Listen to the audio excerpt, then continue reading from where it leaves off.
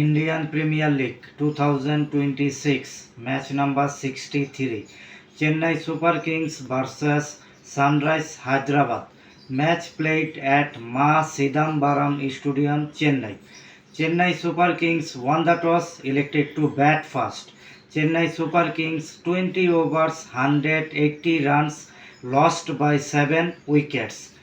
Diwal Brevis is the highest scorer, 44 runs, 27 balls. Then Sunrise Hyderabad best bowling spell, Pat Cummins, 4 overs, no maiden, 28 runs, 3 wickets taken.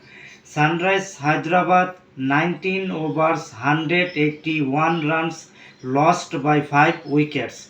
Ishan Kishan is the highest scorer, 70 runs, 47 balls. Then Chennai Super Kings best bowling spell, Akil Hossain, 3 overs, no maiden, 21 runs, 1 wicket taken.